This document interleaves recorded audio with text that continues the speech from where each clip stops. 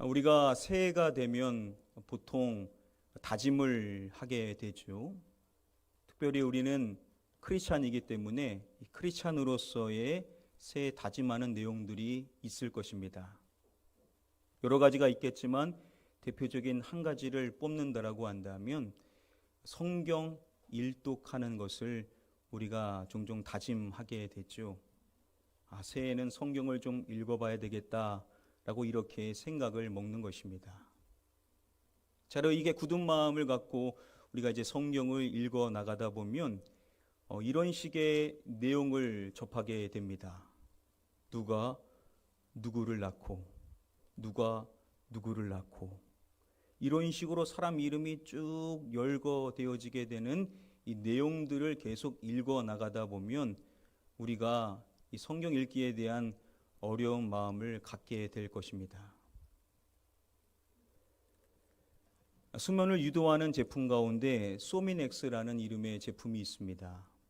이 소미넥스라는 이름과 붙여져서 만들어진 명칭이 있는데요. 스크립처럴 소미넥스라고 해서 즉 성경의 수면제라는 이름이 있습니다. 얼마나 졸음을 유발시키면은 성경의 수면제라는 이름이 붙여졌겠습니까? 자, 그러면 성경에서 성경의 수면제라고 불려지는 부분은 과연 어디일까요? 그것은 역대상 1장부터 9장까지의 말씀을 소위 성경의 수면제다라고 일컫습니다. 이 역대상 1장부터 9장까지의 말씀은 이 역대기 족보에 해당이 되는 내용인데요. 그래서 사람 이름이 계속해서 나오게 됩니다. 1장부터 9장까지 각 장에서 몇 명의 사람이 언급되어지는지 살펴보면요. 먼저 1장에서 191명, 2장에서 161명, 3장에서 89명, 4장에서 148명, 5장에서 60명, 6장에서 119명, 7장에서 140명, 8장에서 128명, 9장에서 123명이 나옵니다. 그래서 총 합계가 1159명에 해당이 됩니다. 중복된 인원들은 제외하고 이렇게 나온다라고 말하는데요. 대한성서공회에서 성경인물 전체가 몇 명인지를 제시하는 숫자가 1888명입니다. 자, 이 숫자를 생각해 봤었을 때 역대상 1장부터 9장 사이에 나오는 이 1159명이라는 숫자는 매우 많은 숫자라는 것을 우리가 확인을 해볼 수가 있습니다. 이 역대기의 족보의 내용 1장부터 9장 사이에 어떠한 내용들이 나오는지를 구분해서 살펴볼 수 있는데요. 시간 관계상 이 내용은 그냥 따로 언급하지 않고 넘어가도록 하겠습니다. 이렇게 역대상 1장부터 9장까지 무려 1159명이라는 수많은 사람들의 이름이 계속해서 열거되어지게 되는 것인데 그 가운데 저와 여러분들은 이 한 사람의 삶을 우리가 주목해 보기를 원하는 것입니다. 그 사람은 바로 우리가 계속해서 함께 살펴보고 있는 야베스라는 사람입니다. 어떤 사람들은요, 이 야베스에 대하여 이야기를 할 때, 야베스가 뭐가 중요하냐? 이 야베스라는 인물을 살펴봤었을 때, 이 야베스는 역대상의 말씀 외에는 다른 말씀에서는 전혀 발견이 되지 않는다. 그러니까 그렇게 중요한 인물이 아니다라고 말하는 사람들도 종종 있습니다. 자, 그러나 우리가 이 야베스라는 인물이 어떠한 인물인지를 살펴보려면 이 역대기라는 이 족보, 역대상 1장부터 9장 사이에 나오는 이 족보 사이에서 이 야베스라는 인물이 어떻게 다뤄지는지를 살펴봐야만 이 야베스에 대한 인물을 우리가 바르게 평가를 내릴 수가 있습니다. 자, 이러한 이해를 갖고 우리가 역대기의 족보를 간략하게 좀 살펴보기를 원합니다. 역대기의 말씀에서 1장부터 9장 사이의 족보의 형식들을 좀 보면 이런 식입니다. 1장의 내용에 보면 누구의 족보는 이러하니라, 그 맏아들은 누구고 그 다음은 누구고, 이렇게 쭉 열거되어지는 식이 있고요. 2장의 말씀을 보면 누구는 누구를 낳고 누구는 누구를 낳고, 우리가 잘 아는 이런 형식으로도 족보가 열거되어지게 됩니다. 또 3장의 말씀에 보면 누구의 아들은 누구고 그의 아들은 누구고, 이런 식으로 쭉 열거되어지게 되는 경우도 있습니다. 자, 그리고 4장에 넘어가서 우리가 살펴보고자 하는 야베스가 등장을 하게 되는 것인데요. 자, 그러면 야베스도 이런 식으로 열거되어져야 되겠죠.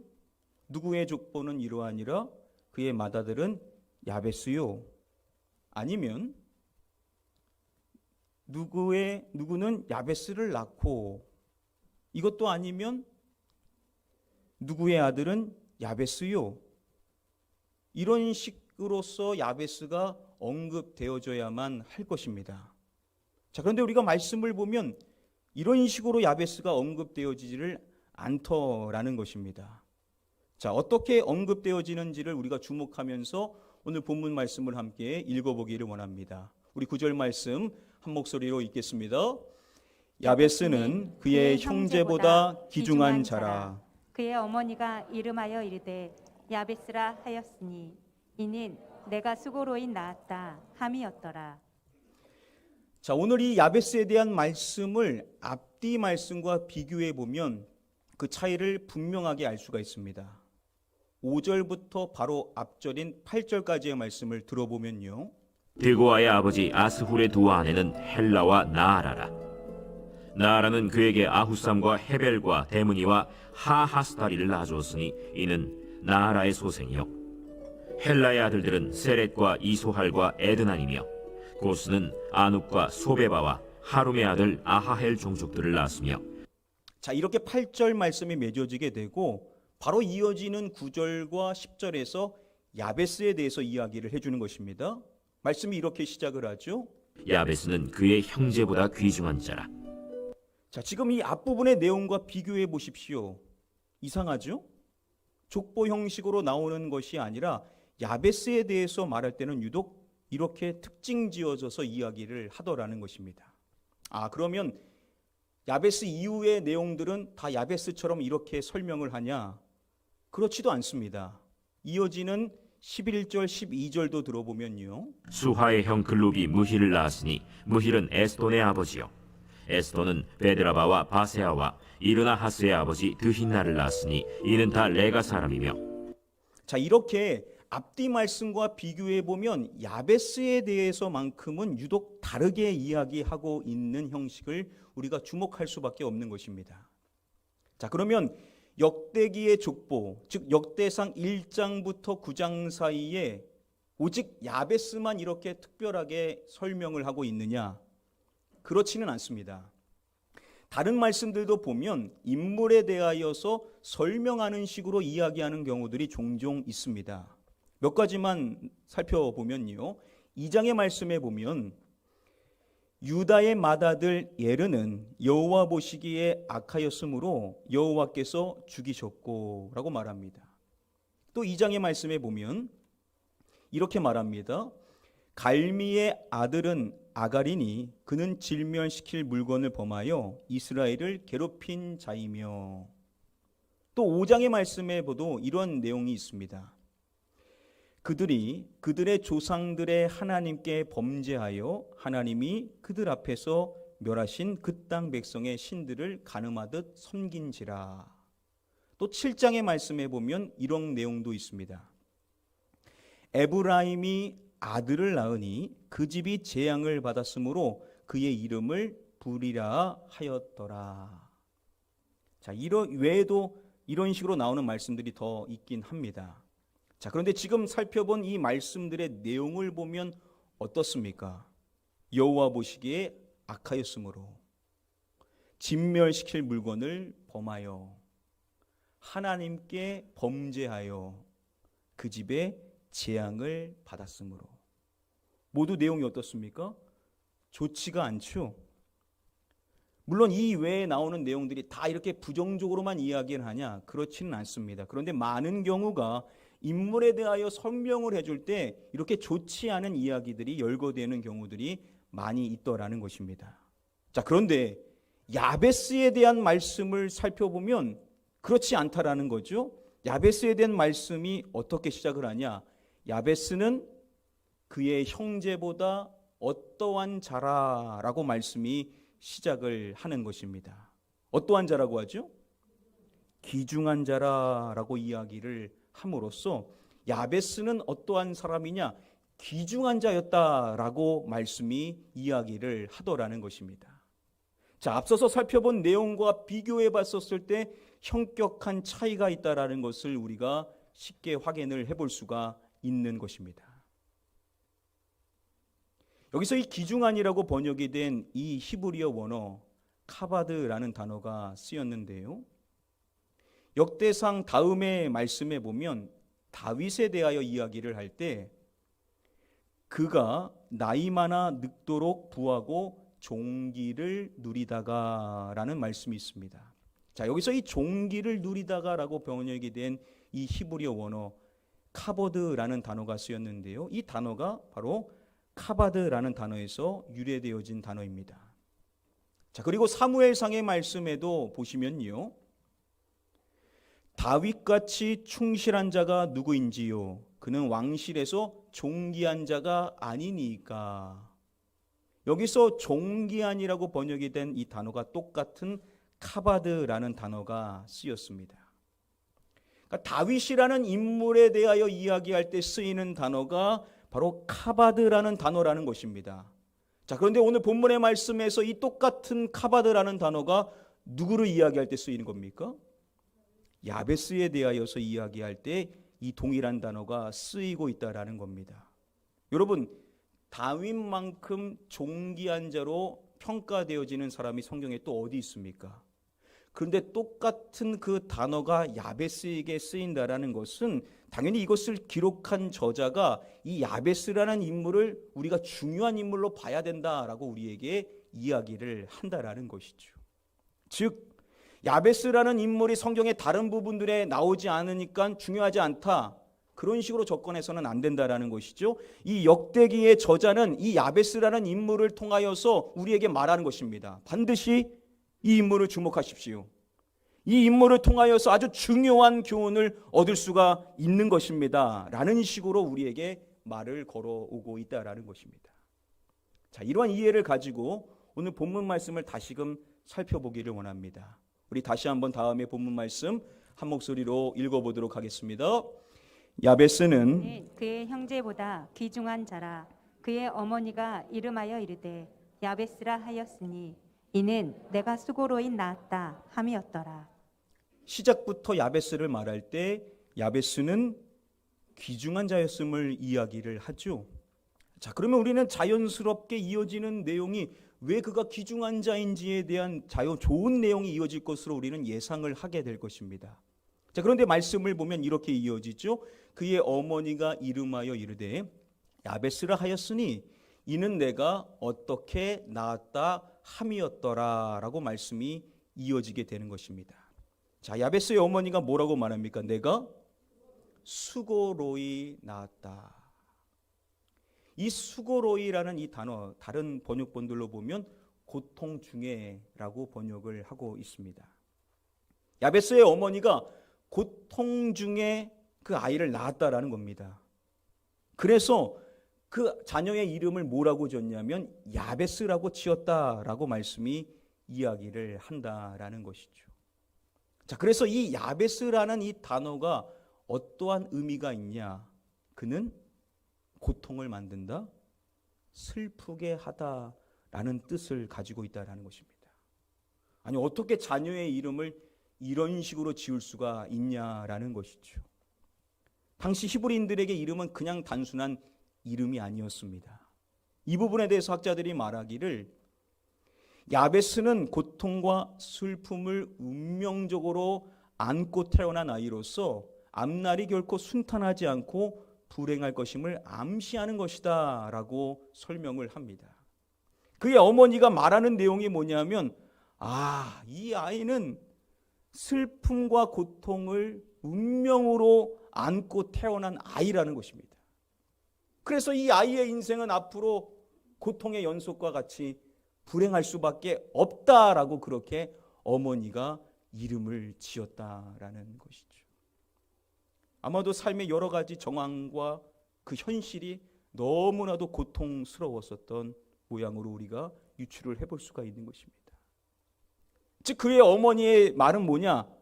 이 야베스의 인생에는 고통과 슬픔이 계속해서 있을 것이라는 것입니다. 그러면 정말로 야베스의 인생에 고통이 있었냐? 우리가 유추는 해볼 수가 있을 것입니다. 이어지는 10절 말씀에 보면 야베스의 고백이 나옵니다. 그가 직접 고백한 내용이 있는데 그 가운데 다음의 내용을 주목하기를 원합니다. 그가 말할 때 내게 이것이 없게라고 고백을 합니다. 근심이라고 번역되어졌는데요. 이 근심이라는 이 단어 다른 번역본들로 보면 고통이라고 번역되어지게 됩니다. 자신에게 고통이 없기를 바랬다라는 겁니다. 여러분 생각해 보십시오. 내 인생에 고통이 없기를 바라고 있다는 것은 그 인생에 고통이 있다는 겁니까? 없다는 겁니까? 있다는 것을 우리가 엿볼 수가 있다는 것이죠. 그게 없었다면 그런 바람도 있지를 않았었을 것이라는 겁니다. 자, 지금 이 말씀을 세 번역으로 보면 우리가 선명하게 알 수가 있습니다. 그의 어머니가 고통 중에 아이를 낳았고 자녀의 이름을 고통을 의미하는 야베스라고 줬고 야베스는 자신의 삶의 고통에 대해서 이야기를 하고 있다라는 것입니다. 야베스는 고통을 운명적으로 안고 태어난 아이로 그렇게 정의되어졌는데 실제로 야베스의 삶에 고통이 있습니까? 없습니까?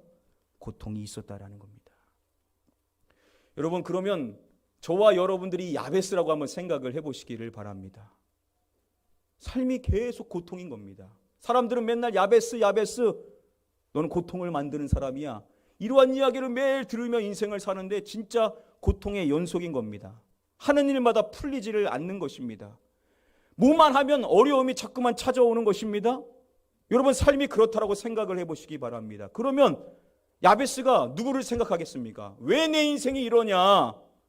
자연히 그가 누구에게 시선을 돌리게 되냐면 어머니에게 시선을 돌릴 수밖에 없지 않겠습니까? 왜냐? 어머니가 그렇게 이름을 줬기 때문에 내가 이렇게 인생을 사는 것이다 라는 생각이 들 수밖에 없을 것이라는 겁니다. 자, 그러면 이 야베스의 인생, 고통의 인생 속에서 자연스럽게 어머니에 대한 감정이 어떨 수밖에 없을 것인가? 원망의 감정이 있을 수밖에 없을 것이라는 거죠. 왜 어머니는 나를 이렇게 낳았어? 아니 이름이라도 좀 좋게 지어지지 왜 고통을 만드는 자라고 고통이라고 이름을 지어서 왜 날 삶이 그 이름대로 고통스러운 삶이어야 하느냐? 왜 어머니는 나를 이렇게 낳았냐? 왜 어머니는 나에게 이렇게 이름을 지어줬냐? 라는 원망의 감정이 충분히 들 수가 있었을 것이라는 겁니다. 여러분 그렇죠. 우리가 인생을 잘 살고 인생이 잘 풀릴 때는 그렇지 않은데 하는 일들마다 인생이 꼬이고 계속해서 고통이 찾아오고 뭐만 하면은 어려움이 내 인생에 엄습하게 되는 이러한 어려움의 삶을 계속 살다 보면요. 내가 그렇게 하고 싶어서가 아니라 자연스럽게 나오는 것이 뭐냐면 원망입니다. 누구 때문에 내 인생이 이렇게 됐어. 처음에는 내 옆에 있는 가까운 사람을 생각했다가 점점 멀리 있는 사람까지도 원망의 대상으로 생각을 합니다. 그때 그 사람 때문에 내가 이렇게 됐어. 이러면서 끊임없이 원망의 삶을 계속해서 살게 되더라는 것이죠. 그리고 이렇게 원망하며 인생 살다 보면요. 나는 평생 이렇게 살 수밖에 없을 거야. 이렇게 스스로의 삶에 마치 운명 지어지게 된 것처럼 체념한 채 인생을 살게 되더라는 것입니다. 여러분 오늘날 인생을 포기하며 살아가는 수많은 사람들이 이런 식으로 인생을 삽니다. 늘 원망하고 사회를 원망하고 부모를 원망하고 타인을 원망하고 내 삶은 이럴 수밖에 없다라고 폐인인 척 그렇게 체념하는 인생을 살아가는 사람들이 있더라는 겁니다. 자, 그런데 오늘 본문의 말씀에 야베스, 충분히 어머니를 원망하며 다른 사람을 원망하며 체념한 채 불행한 인생을 살 수 있었을 그러한 야베스가 오늘 말씀을 통하여 우리가 유추해 볼 수 있는 사항은 야베스는 그런 식으로 어머니를 원망하며 인생을 살지를 않았다라는 것을 우리가 확인해 볼 수 있습니다. 야베스는 자신의 삶을 체념하고 나는 평생 이렇게 살 거야 이렇게 생각하면서 인생을 살지를 않았다라는 겁니다. 도리어 야베스는 어떠한 자가 되냐? 귀중한 자, 즉 존귀한 자가 되었다라고 오늘 말씀이 시작에서부터 이야기를 한다라는 것입니다. 자, 그러면 우리는 이 말씀을 읽어 나가면서 반드시 질문을 해봐야 되는 겁니다. 어떻게 야베스는 그럴 수 있었는가? 나 같으면 원망하면서 체념하고 인생 살았을 것인데 어떻게 야베스는 그러한 인생을 살지 않고 존귀한 인생이 될 수가 있었는가? 우리는 반드시 이 질문을 가지고 이 야베스라는 사람을 탐구해야만 할 것이라는 거죠. 지금 이 저자가 그렇게 하라고 우리에게 이야기를 하고 있다라는 것입니다. 자, 그러면 야베스는 어떻게 그러한 인생의 삶을 살 수 있었는가? 오늘 이 본문인 역대상 4장 9절과 10절 말씀, 이 두 절의 말씀 안에는 구조상 특징이 있습니다. 자, 그것은 9절과 10절 이 두 절 모두가 내용상 세 부분으로 나눠진다라는 점입니다. 시작의 부분이 있고 중간의 부분이 있고 마지막 부분이 있습니다. 이렇게 세 부분으로 학자들은 구분을 시키는데요. 먼저 시작 9절의 말씀에서 야베스가 어떠한 자라고 말하냐면 귀중한 자다라고 선언을 하며 이야기를 하는 것입니다. 왜 이러한 선언으로 이야기를 하냐면 지금 히브리 문장 안의 구조로 살펴보면 지금 이 내용은 어떠한 말씀과 연결해서 살펴봐야 되냐? 10절의 마지막 내용, 즉 결론에 해당이 되는 10절 끝의 내용과 함께 연결해서 살펴보라고 문장을 그렇게 만들었다라는 겁니다. 그 내용 가운데 이러한 내용이 있습니다. 그가 구하는 것, 그가 구했었다라는 겁니다. 즉 야베스의 인생이 귀중한 인생, 존귀한 인생이 될 수 있었던 것은 무엇이냐? 그가 하나님께 구했기 때문이다 라고 말씀이 이야기를 한다라는 것입니다. 즉 야베스의 인생이 고통에서 벗어나 존귀한 인생이 될 수 있었던 비결은 그가 하나님께 뭘 했기 때문이라는 겁니까? 기도를 드렸기 때문이다 라고 이야기를 한다라는 것입니다. 다른 사람들 같으면 남을 원망하며 체념하며 평생 그렇게 인생을 살았을 것인데 야베스는 그러한 고통을 끝내고 원망하며 체념하며 인생을 살지 않고 오히려 그 인생이 존귀한 인생으로 바뀔 수 있었던 비결이 뭐냐? 바로 하나님께 기도했기 때문이다 라고 오늘 말씀이 이야기를 한다라는 것입니다. 정말 그게 맞는가? 그냥 목사님이 유추한 거 아닌가? 이렇게도 생각해 볼 수 있겠죠. 그래서 제가 모든 책들을 다 찾아봤습니다. 그 가운데 이 역대기를 전공한 구약학 교수가 미국에서 낸 책이 있는데 역대기를 연구한 사람이니까 당연히 틀린 내용이 아니겠죠. 이 역대기 안에서 역대상 4장 9절 10절 오늘 본문에서의 이 야베스의 기도에 대하여서 이야기를 할 때 야베스의 기도가 우리에게 주는 교훈이 다음과 같다라고 이야기를 합니다. 기도는 자신의 인생의 운명을 바꾸는 힘이 있다라고 이야기를 합니다. 기도는요, 한 사람의 인생의 운명을 바꿀 수 있게 해준다는 것입니다. 그걸 오늘 본문의 말씀이 이야기할 때 누가 그렇게 했다는 겁니까?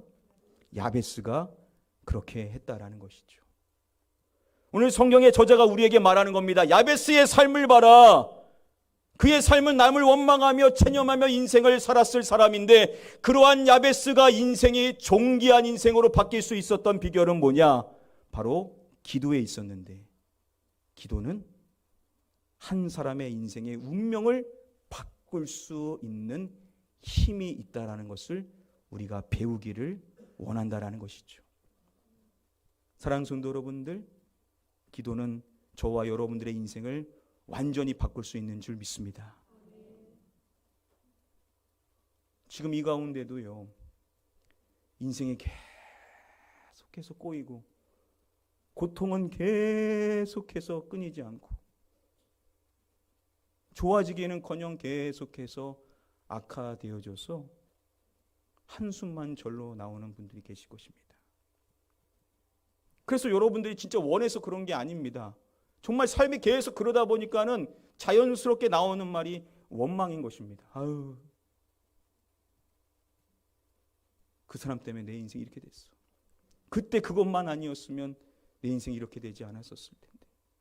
이렇게 모든 것을 탓을 하며 원망을 돌리면서 인생을 살게 된다는 것입니다. 아, 그리고 나는 평생 이렇게 살 거야. 아, 나는 이 삶에서 벗어날 수 없어. 이렇게 스스로의 삶을 굴레를 두고 내 삶은 이럴 거다라고 체념한 채 인생을 살게 될 수가 있다는 것입니다. 여러분, 한 번 사는 인생입니다. 우리 인생 마감하면 하나님 앞에 서서 어떻게 살았는지 하나님 앞에 이야기를 해야 됩니다. 그런데 하나님 앞에 서가지고 하나님, 저는 평생 원망하면서 평생 체념한 채 인생을 살았습니다 라고 말해야 된다면 얼마나 우리의 삶이 후회스럽겠습니까? 그래서 우리는요, 원망하지 않아야 되고 체념하지 않고 살아야 될 줄 믿습니다. 그런데 어떻게 우리의 원망을 끝내고 어떻게 우리의 체념을 중단할 수 있느냐? 우리가 무엇을 해야 된다라고요? 기도를 해야 된다는 것입니다. 왜냐? 기도는 하나님과 연결되어지는 겁니다. 내가 이 사람 보지 않고 내가 이 환경 보지 않고 하나님 바라보고 하나님과 연결되어지게 되는 것이 기도죠. 그러면 자연스럽게 좋은 에너지가 나옴으로써 내 안에 부정적이었던 모습들이 사라지게 되는 겁니다.